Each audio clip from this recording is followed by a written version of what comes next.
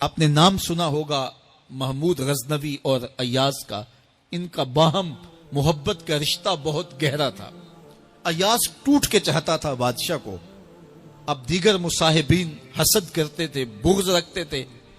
وہ کہتے تھے یا اس میں کرشمہ اور کمال ہے کہ بادشاہ اس کو اتنا ہی چاہتا ہے. تو بادشاہ جب ان وزراء کا، مشیروں کا حسد حد سے بڑا ہوا دیکھا تو ایک دن سب کو اپنے دربار میں حاضر کیا. دربار میں ایک تالاب تھا تو اس میں مٹھی بھر کے موتیوں کی پھینک دی اور ایک ایک وزیر کو کہا کہ یہ موتی نکال کے لاؤ اور یہ خیال کرنا کہ تمہارا لباس بھی، تمہارا بدن بھی نہیں بھیگنا چاہیے. تو سب نے کہا کہ یہ عجیب بات ہے کہ حوض کی تہ سے موتی نکال کے لائیں اور لباس بھی نہ بھیگے اور بدن بھی نہ بھیگے، یہ تو لازمی ہوگا. پھر دوسرے وزیر کو کہتا کہ یہ موتی نکال کے لاؤ، تمہارا لباس بھی نہیں بھیگنا چاہیے، تمہارا بدن بھی نہیں بھیگنا چاہیے. تو وہ آگے سے حجت کرتا یہ کیسے ہو سکتا ہے کہ بدن بھی اور لباس بھی نہ بھیگے اور موتی بھی نکال لاؤں. تیسرے کو، چوتھے کو، پانچویں کو، ہر ایک آگے سے حجت کرے یہ کیسے ہو سکتا ہے. پھر ایاز آ گیا تو بادشاہ نے ایاز کو کہا کہ یہ موتی نکال کے لانے ہیں اور تمہارا لباس بھی اور تمہارا بدن بھی نہیں بھیگنا چاہیے. ایاز نے فوراً چھلانگ لگائی اور موتی نکالے. جب باہر نکلا تو بدن اور لباس پانی سے نچڑ رہا تھا. تو ایسے موتی بادشاہ کو پیش کیے اور بدن کپ کپا رہا تھا. تو بادشاہ بڑے غصے سے کہا کہ ایاز تمہارا بدن بھیگ گیا، تمہارے کپڑے بھی بھیگ گئے. میں نے کہا تھا لباس بھی نہیں بھیگنا چاہیے، کپڑے بھی نہیں بھیگنے چاہیے. تو ایاز بڑی لجاجت سے عرض کرنے لگا بادشاہ سلامت، آپ کے دو حکم تھے. ایک یہ کہ موتی نکال کے لانے ہیں، دوسرا حکم یہ تھا کہ لباس اور کپڑے بھیگنے نہیں چاہیے. تو ایک حکم میں نے پورا کر دیا ہے، دوسرے کی معافی چاہتا ہوں. تو صاحب اللہ نے حضرت انسان کے سینے میں جذبات کا ایک جہاں آباد کیا ہے. شیطان کو بھی انسان کے پیچھے لگا دیا اس کی آزمائش کے لیے، اس کے امتحان کے لیے. نفس بھی اس کے اندر موجود ہے اور دوسری جانب اس کو گناہوں سے منع بھی کیا اور نیکی کی تلقین بھی کی. اب کتنی مشکل زندگی ہے حضرت انسان کی. آئی جان شکنجے اندر جویں ویلنے دے وچ گنا. کتنی مشکل زندگی ہے. خواہشیں ہیں کہ آوارہ ہیں، آرزویں ہیں کہ بے قابو ہیں، اور دوسری جانب اللہ کا حکم ہے. اب کیا کرے؟ تو گناہ کرنے کے بعد پھر اللہ کے حضور توبہ کر لے، جو ممکن ہو وہ نیکی کرے اور گناہ سے مقدور بر بچنے کی کوشش کرے. لیکن بشری تقاضوں کے تحت اگر اس سے گناہ کبھی سرزد ہو جائے تو اس پر اکڑے نہ اور اس پہ مصر نہ رہے، اس پہ اصرار نہ کرے، بلکہ فوراً اللہ کی حضور توبہ کرے. گناہ کرنے کے بعد بندہ جب توبہ کرتا ہے التائب من الذنب کمن لا ذنب لہ، تو وہ ایسے ہوتا ہے جس طرح اس نے گناہ کیا ہوا ہی نہیں. بندہ 100 بار گناہ کر کے توبہ کرے، اللہ 100 بار معاف فرما دے. وہ کریم ہے، 70 ماؤں سے زیادہ پیار کرتا ہے. تو بندے اس کی دہلیز پہ جب توبہ کرتے ہیں، رجوع کرتے ہیں اور اس سے معافی مانگتے ہیں تو وہ یہ نہیں دیکھتا کہ یہ گناہ گار کتنا بڑا ہے، وہ یہ دیکھتا ہے کہ یہ میری دہلیز پہ آیا ہے اور اس کے ما قبل کے سارے گناہ معاف بھی کرتا ہے، بلکہ گناہوں کو بدل کے نیکیوں میں بھی تبدیل کر دیتا ہے. حضرت فاروق اعظم کا زمانہ ہے. ایک عورت مسجد نبوی میں نماز پڑھنے کے لیے جاتی ہے. راستے میں ایک نوجوان رستہ روک کے کھڑا ہو جاتا ہے اور راستے میں روزانہ کھڑا ہوتا ہے اور اس کی تیکھی نظروں کے تیر اس عورت کو بے چین کرتے ہیں. ایک دن رک گئی اور پوچھا کیا مسئلہ ہے تجھے؟ اس نے کہا کہ میں تمہارا چاہنے والا ہوں اور تمہیں حاصل کرنا میری زندگی کا سب سے بڑا مسئلہ ہے. اگر تم بولو تو آسمان سے تارے بھی توڑ لاؤں. اس نے کہا مجھے تارے نہیں چاہیے، میری ایک ہی خواہش ہے، اگر تم وہ شرط پوری کر دو تو پھر جو تم کہو گے میں اس کے لیے حاضر ہوں گی. اس نے کہا جلدی بولیے، میں ہر آرزو پوری کرنے کے لیے فرہاد بن جاؤں گا، مجنو بن جاؤں گا. اس نے کہا میری لمبی چوڑی شرائط نہیں، ایک ہی شرط ہے، 40 دن تک حضرت عمر کے پیچھے نماز پڑھ لو. 40ویں دن کی آخری نماز کے بعد یہاں میں تیرا انتظار کروں گی. اس نے کہا کہ یہ کون سا مشکل کام ہے. 40 دن تک حضرت عمر کے پیچھے نمازیں چلتی رہیں. عمر کی قرات کا سوز دل بدلتا رہا. 40 دن کے بعد آخری نماز جب ہوئی تو وہ نوجوان لڑکی راستے میں کھڑی تھی اور یہ نظریں جھکا کے گزرنے لگا، تو اس نے آواز دے کے کہا حسب وعدہ تیرے لیے حاضر ہوں۔ اس نے کہا خیر سے کھڑی رہو، عمر نے دل کا تعلق رب سے جوڑ دیا ہے، تیری دعا ہے کہ ہو میری آرزو پوری۔ اقبال بولا تیری دعا ہے کہ ہو میری آرزو پوری، میری دعا ہے کہ تیری آرزو بدل جائے، تیری تمنا ہی تبدیل ہو جائے۔ آرزوؤں تو ساری زندگی پوری نہیں ہوتی، کاش ہے کوئی زندگی کا رخ ہی پھیر دے، کوئی زندگی کی سمت ہی تبدیل کر دے۔ جس کو حاصل کرنے کے لیے دن رات مرے جا رہے ہیں، کاش وہ مقصود ہی نہ رہے، وہ مطلوب ہی نہ رہے، وہ زندگی کا حاصل ہی نہ رہے، زندگی کو حقیقت کا نور مل جائے، ہمیں پتہ چل جائے ہم اس دنیا پہ آئے کس لیے تھے، ہماری زندگی کا مقصد کیا ہے۔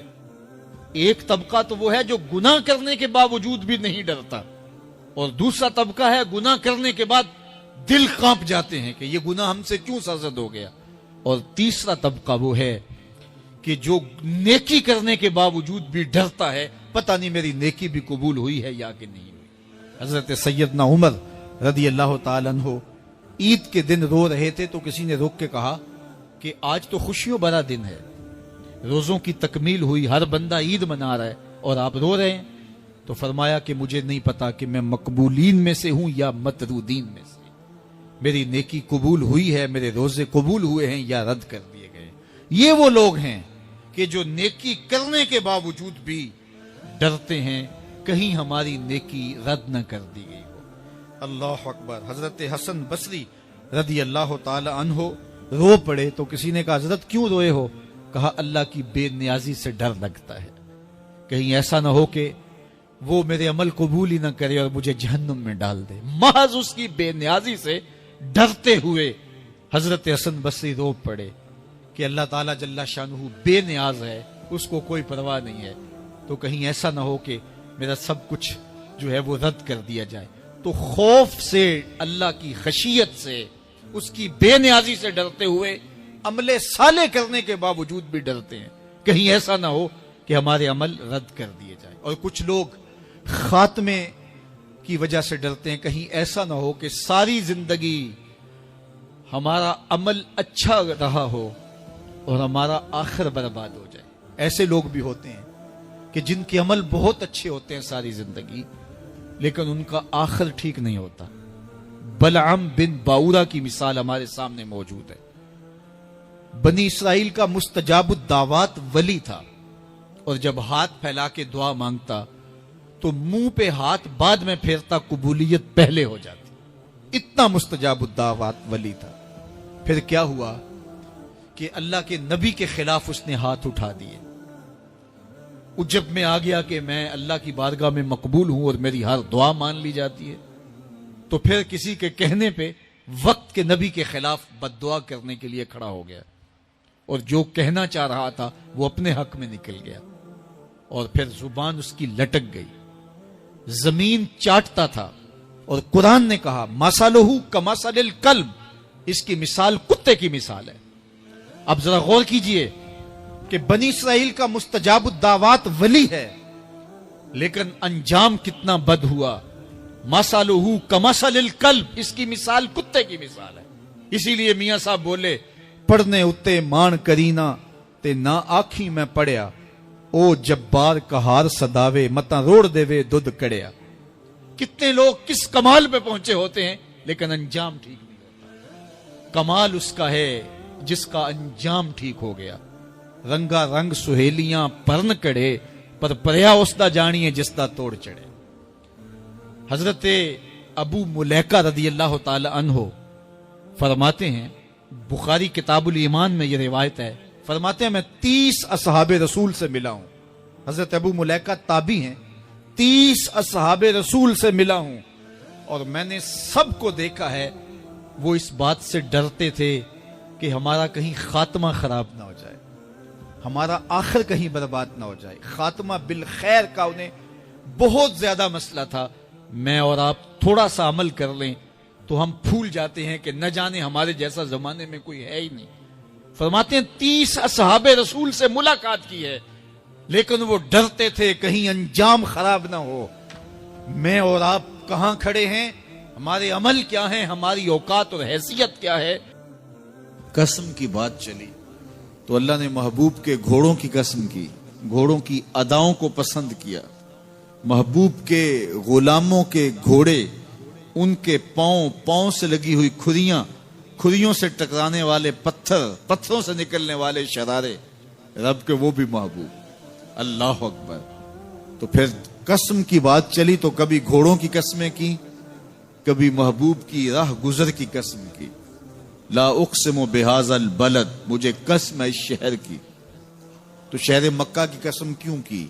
وہاں کعبۃ اللہ ہے، مقام ابراہیم ہے، چاہے زمزم ہے، صفا و مروہ ہے، مزدلفہ ہے، منا ہے، عرفات ہے، قدم قدم انوار کی برستی برکھا ہے، مطاف ہے، حتیم ہے، مستجاب ہے، مستجار ہے، ملتزم ہے، باب کعبہ ہے، سقف بیت اللہ ہے، قدم قدم پہ انوار برس رہے ہیں۔ شاید میرے رب نے قسم اس لیے کی ہو، شاید قسم اس لیے کی ہو، لیکن میرا رب کہتا ہے وَأَنْتَ حِلٌّ بِهَذَا الْبَلَدِ، محبوب اس شہر کی گلیوں نے تیرے قدم چومے۔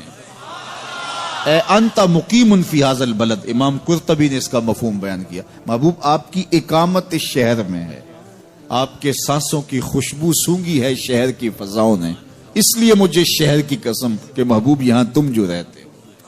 اللہ اکبر۔ تو محبوب کے شہر کی قسم کی، والعصر، محبوب کے زمانے کی قسم کی، والضحیٰ، محبوب کے چہرے کی قسم کی، واللیل، محبوب کی لٹکتی زلفوں کی قسم کی۔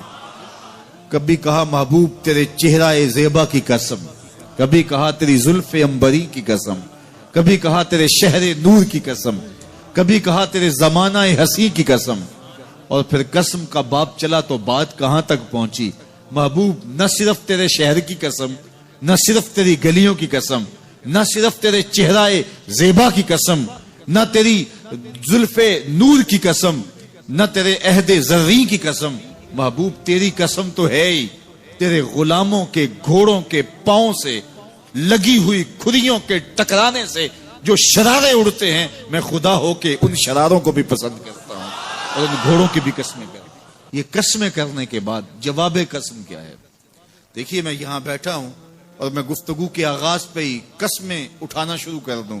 مجھے قسم ہے رب کعبہ کی، مجھے قسم ہے عرش الہی کے مالک کی، مجھے قسم ہے زمین و آسمان کے خالق کی، تو قسموں پہ قسمیں کرتا جاؤں تو جو مجھے غور سے سننے کا عادی نہیں بھی ہے تو وہ بھی ایک دم کھڑا ہو جائے گا اور اس کے کان کھڑے ہو جائیں گے کہ آج جو قسموں پہ قسمیں کر رہے ہیں تو بات تو کوئی اہم ہوگی، تو وہ بھی متوجہ ہو جائے گا اور سننے کے لیے بے چین ہو جائے گا۔ تو میرا رب ہو کے قسمیں کر رہا ہے۔ تو اس کے بعد جواب قسم کیا ہے؟ تو روحوں میں پیاس بڑھ گئی اور سماعتیں بچھ گئی، ایک دم کان کھڑے ہو گئے تو جواب آیا ان الانسان لربہ لکنود، بے شک انسان اپنے رب کا ناشکرا ہے۔ قسمیں گھوڑوں کی ان کی اداؤں کی اور ناشکرا حضرت انسان کو کہا۔ یہ کتنی لطیف چوٹ تھی جو حضرت انسان کو ماری گئی۔ یا اللہ ہمیں ناشکرا کہنا تھا تو کہیں اور مقام پہ کہہ لیا جاتا، گھوڑوں کی تو قسمیں کرے اور ہمیں ناشکرا کہے۔ کہا یہی تو سمجھانا چاہتا ہوں کہ چم میٹھا نہیں ہوتا، کم میٹھا ہوتا ہے۔ تو ذات کے گھوڑے بھی ہوں لیکن کام کریں تو مجھے وہ بھی اچھے لگتے ہیں، اور تم انسان بنے ہو، نقوش بڑے اچھے ہیں، قدے رانا رکھتے ہو، جھیل جیسی آنکھیں ہیں، اور تم چلتے ہو تو قیامت چلتی ہے، لیکن مجھے تم اچھے نہیں لگتے اگر تم ناشکرے ہو۔ یہ ہیں ذات کے گھوڑے لیکن میرے محمد عربی کے غلاموں کے غلام ہیں، مجھے اچھے لگتے۔ تو وہ چم نہیں دیکھتا، وہ کم دیکھتا ہے۔ تو ذات کے گھوڑے بھی ہوں لیکن نسبت ہو میرے حضور سے تو رب کو وہ اچھے لگتے ہیں۔ تو کہا بے شک انسان اپنے رب کا ناشکرا ہے۔ اس پر کسی دلیل کی ضرورت نہیں ہے کہ یہ ناشکرا ہے، یہ خود اس کا گواہ ہے۔ ذرا اپنے اندر اتر کے دیکھے کہ یہ کھڑا کہاں ہے، یہ کس قدر نعمتیں پانے کے باوجود شکوے کی زبان کھولے رکھتا ہے۔ یہ ناشکرا ہر وقت اس کی نعمتوں کی ناشکری کرتا رہتا ہے۔ جتنی نعمتیں اس کو عطا کی، اس کو تو ہم نے جو چمکتی روشن آنکھیں دی ہیں، اس کو بولتی زبان بخشی ہے، خوبصورت چہرہ دیا ہے، قد رانا بخشا ہے، اس کو دماغی قوتیں عطا کی ہیں اور اس کو سننے والے کان دیے، اس کی زبان پہ ذائقے رکھ دیے، نظام انہضام، نظام تنفس، کیا کیا نہیں سے عطا کیا، لیکن ہر وقت یہ ناشکری کے کلمات ہی بولتا رہتا ہے، میرے پاس یہ بھی نہیں، یہ میرے پاس یہ بھی نہیں، میرے پاس یہ بھی نہیں۔ دیکھیں اس کے پاس کیا کیا اس کے مالک نے عطا کیا ہے۔ تو یہ ہر وقت ناشکری، اور پھر جوں جوں ہم قیامت کے قریب ہوتے چلے جا رہے ہیں تو انسان کی ناشکری بڑھتی چلی جا رہی ہے۔ بڑھاپے میں عبادت الہی، سجدے بہت بڑی بات ہے، لیکن جوانی میں سجدوں کی توفیق کا مل جانا، آنکھوں میں آنسوؤں کا نور نصیب ہو جانا، خشیت الہی، خوف اور اللہ کا ڈر، یہ بہت بڑا انعام ہے۔ تو یہ اللہ جس کو نصیب کرتے ہیں یہ اس کی نعمت ہے۔ اللہ کا خوف اللہ کی عطا ہے، اللہ کی خشیت اللہ کی طرف سے بندوں کو دیا گیا انعام ہے۔ اللہ جس کی بہتری کا ارادہ کرتا ہے اسے اپنی خشیت کا نور دے دیتا ہے، اسے اپنا خوف عطا کر دیتا ہے، اپنے سے ڈرنا نصیب کر دیتا ہے، تقوی کی دولت دے دیتا ہے۔ اور اگر کوئی دلیری سے کہے میں نہیں ڈرتا، یا ڈٹائی سے گناہ کرے، گناہ کرنے کے بعد بھی کئی لوگ چھاتی چوڑی کرتے ہیں، تو یہ اللہ کی ناراضگی کی دلیل ہے کہ گناہ کا موقع مل جانا اور گناہ کے بعد اترانا، سرکشی، تمرد اور اس پر بھی مسرت، تو یہ بہت بڑی حماقت اور اللہ کی رحمتوں سے دوری کی دلیل ہے۔ اور نیکی کی توفیق کا میسر آنا اور گناہوں سے بچ جانا اور اللہ کی خشیت، اللہ کا خوف سینے میں موجود رہنا، اور اگر کبھی گناہ سرزد ہو جائے تو فوراً توبہ کر لینا۔ مومن کی شان یہ بتائی گئی، حضرت عبداللہ ابن مسعود رضی اللہ تعالی عنہ سے ہے کہ جب مومن گناہ کر بیٹھتا ہے تو وہ یوں محسوس کرتا ہے کہ پہاڑ تلے آ گیا، اس کے اوپر یوں ایک بوجھ لگتا ہے، جلدی جلدی تلافی کرتا ہے، توبہ کرتا ہے، رجوع اللہ کرتا ہے تاکہ مجھے معافی مل جائے۔ اور منافق کی مثال یہ ہے، گناہ کرنے کے بعد یوں محسوس کرتا ہے بدن پہ مکھی بیٹھی تھی، ہلکے اشارے سے اڑا دی۔ اور دن میں کتنی مرتبہ مکھیاں اڑاتا ہے ایک آدمی، سویر سے شام تک، شام کو سے شمار اور یاد بھی نہیں ہوتا کہ کتنی مرتبہ یہ عمل میں نے کیا ہے۔ تو میں اور آپ اپنے آپ کو دیکھ سکتے ہیں، یہاں بیٹھے اپنے ضمیر میں اتر کے جھانک سکتے ہیں کہ ہم کھڑے کہاں ہیں۔ ہم سے کبھی کوئی گناہ سرزد ہو جائے تو کیا ہماری یہ کیفیت ہوتی ہے کہ ہمیں یوں لگے کہ جس طرح پہاڑ تلے آ گئے ہیں، یا ایسے کہ ہم سے گناہ ہو جائے تو ہم یوں محسوس کرتے ہیں کہ کچھ بھی نہیں ہوا، جس طرح ہلکے اشارے سے مکھی اڑا دی، بس ایسے ہوتا ہے؟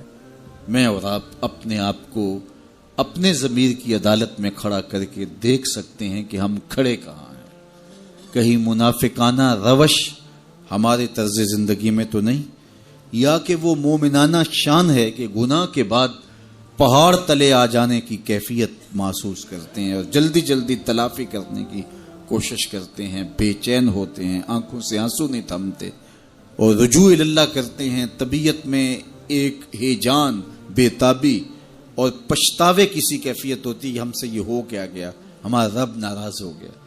تو میں اور آپ اپنا اندازہ کریں اور دیکھیں کہ ہم کھڑے کہاں ہیں۔ تو اللہ جل شانہ ہمیں اس کی توفیق عطا فرمائے۔ میرے حضور نے 3 چیزیں قسم کر کے کہی، اگر کوئی شخص کسی کو معاف کر دیتا ہے تو اس کی عزت کم نہیں ہوگی، میں محمد اللہ کی قسم اٹھاتا ہوں۔ دوسری بات میرے حضور نے فرمائی کہ جو شخص مانگنے لگ جاتا ہے، سوال کا دروازہ کھول لیتا ہے، اللہ اس کے لیے محتاجی کا دروازہ کھول دیتا ہے، اس کی کبھی کمی پوری نہیں ہوتی۔ اور تیسری بات میرے حضور نے قسم کر کے کہی، ما نقص مال عبد من صدقہ، کہا میں اللہ کی قسم اٹھا کے کہتا ہوں کہ صدقے سے مال کم نہیں ہوتا، صدقے سے مال گھٹتا نہیں ہے۔ تو ایک تو مال بھی نہیں گھٹے گا، یہ ضمانت کس کی ہے؟ میری نہیں ہے، یہ رسول اللہ کی ضمانت ہے۔ ایک تو مال بھی کم نہیں ہوگا، اور دوسرا یہ ہے کہ حب دولت ختم ہوگی۔ حب دولت تلف می سازت زکات، یہ ماہ سیام آ رہا ہے تو زکات سے حب دولت کو کم کیجئے، بلکہ صدقات دیجئے، نفلی صدقات کیجئے، غرباء کی مدد کیجئے، مساکین کی مدد کیجئے، اپنے غریب محتاج رشتہ داروں پہ غور کیجئے، ان کی مدد کیجئے، اپنی ہمسائیگی میں دیکھیے، پردے سے مدد کیجئے، ان کی عزت نفس بھی مجروح نہ ہو۔ یہ جو نمائش لگا کے 10 اخباروں میں چھپوا کے لوگوں کی مدد کرتے ہیں، اس سے گریز کیجئے. کبھی سوچیں کہ اگر آج کسی کی بیٹی لائن میں کھڑی ہے تو کل اگر یہ مرحلہ میری بیٹی کے لیے آ جائے تو پھر میرا مزاج کیا ہوگا. تو عزت نفس کا خیال رکھیے، لوگوں کی غربت کا تماشا نہ اڑائیے، اور لوگوں کی جو ہے وہ محتاجی کو اپنی تسکین کا ذریعہ نہ بنائیے. یہ تو اللہ نے تمہیں دیا اور انہیں نہیں دیا، اور وہ آزمائش کی گھڑی میں کھڑے ہیں، تم ان کے ساتھ کھڑے ہو جاؤ. تو لوگوں کی مدد کیجئے، دکھیوں کے کام آئیے، مساجد تعمیر کیجئے، مدارس دینیہ کے ساتھ وابستہ رہیے، اور لوگوں کی فلاح کے لیے، بہتری کے لیے کام کیجئے. اللہ نے آپ کو دیا ہے، یہ مال یہاں رہ جانا ہے. میرے حضور نے فرمایا، ابن آدم کہتا ہے میرا مال میرا مال.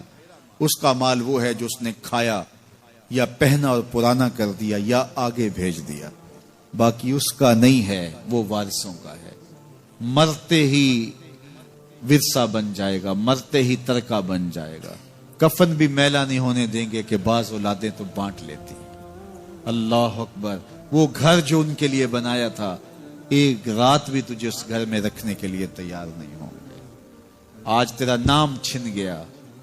آج کوئی یہ نہیں کہتا کہ پیچھے اس امام کے اور حاضر اس چودھری صاحب کے، حاضر اس میت کے. آج تو ڈیڈ باڈی بن گیا، آج تو میت بن گیا. آج خان صاحب، ملک صاحب، چودھری صاحب، پیر صاحب، مفتی صاحب، تیرے سارے ٹائٹل چھین لیے گئے. آج تیرا لباس بھی پھاڑ کے اتارا ہے. آج تیرے انگوٹھے باندھ دیے گئے ہیں، ناک میں روئی ٹھونس دی گئی ہے. آج تو غسال کے رحم و کرم پہ ہیں، وہ تجھے ادھر الٹ دے یا ادھر پلٹ دے. اب تیرے پاس کوئی اختیار ہی باقی نہیں رہا. میاں صاحب بولے، جان دیواری ڈرونا بنےو تے ہاتھ نہ لاندے ڈرتے.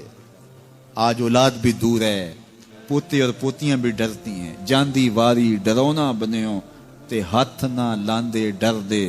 جنہ لئی تو پاپ کمائے اج کتھے نہیں تیرے کر دے. آج سارے چلے گئے، تو آج اپنے ہاتھ سے اپنی زندگی کو سنوارنے کے عمل کی طرف بڑھیں اور راہ خدا میں خرچ کریں، دکھیوں، مجبوروں اور لاچاروں کے کام آئیں.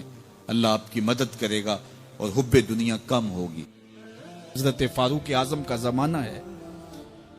ایک عورت مسجد نبوی میں نماز پڑھنے کے لیے جاتی ہے. راستے میں ایک نوجوان رستہ روک کے کھڑا ہو جاتا ہے، اور راستے میں روزانہ کھڑا ہوتا ہے، اور اس کی تیکھی نظروں کے تیر اس عورت کو بے چین کرتے ہیں. ایک دن رک گئی اور پوچھا، کیا مسئلہ ہے تجھے؟ اس نے کہا کہ میں تمہارا چاہنے والا ہوں اور تمہیں حاصل کرنا میری زندگی کا سب سے بڑا مسئلہ ہے. اگر تم بولو تو آسمان سے تارے بھی توڑ لاؤں. اس نے کہا، مجھے تارے نہیں چاہیے، میری ایک ہی خواہش ہے، اگر تم وہ شرط پوری کر دو تو پھر جو تم کہو گے میں اس کے لیے حاضر ہوں گی. اس نے کہا، جلدی بولیے، میں ہر آرزو پوری کرنے کے لیے فرہاد بن جاؤں گا، مجنوں بن جاؤں گا. اس نے کہا، میری لمبی چوڑی شرائط نہیں، ایک ہی شرط ہے، 40 دن تک حضرت عمر کے پیچھے نماز پڑھ لو. 40ویں دن کی آخری نماز کے بعد یہاں میں تیرا انتظار کروں گی. اس نے کہا کہ یہ کون سا مشکل کام ہے. 40 دن تک حضرت عمر کے پیچھے نمازیں چلتی رہیں. عمر کی قرات کا سوز دل بدلتا رہا. 40 دن کے بعد آخری نماز جب ہوئی تو وہ نوجوان لڑکی راستے میں کھڑی تھی اور یہ نظریں جھکا کے گزرنے لگا. تو اس نے آواز دے کے کہا، حسب وعدہ تیرے لیے حاضر ہوں. اس نے کہا، خیر سے کھڑی رہو، عمر نے دل کا تعلق رب سے جوڑ دیا ہے. تیری دعا ہے کہ ہو میری آرزو پوری. اقبال بولا، تیری دعا ہے کہ ہو میری آرزو پوری. میری دعا ہے کہ تیری آرزو بدل جائے، تیری تمنا ہی تبدیل ہو جائے. آرزوؤں تو ساری زندگی پوری نہیں ہوتی. کاش ہے کوئی زندگی کا رخ ہی پھیر دے، کوئی زندگی کی سمت ہی تبدیل کر دے. جس کو حاصل کرنے کے لیے دن رات مرے جا رہے ہیں، کاش وہ مقصود ہی نہ رہے، وہ مطلوب ہی نہ رہے، وہ زندگی کا حاصل ہی نہ رہے. زندگی کو حقیقت کا نور مل جائے، ہمیں پتہ چل جائے ہم اس دنیا پہ آئے کس لیے تھے، ہماری زندگی کا مقصد کیا ہے. حضور سد لو، حضور سد لو، حضور سد لو، حضور سد لو. میں بیٹھا سکدا حضور سد لو مینو وی درتے حضور سد لو حضور سد لو حضور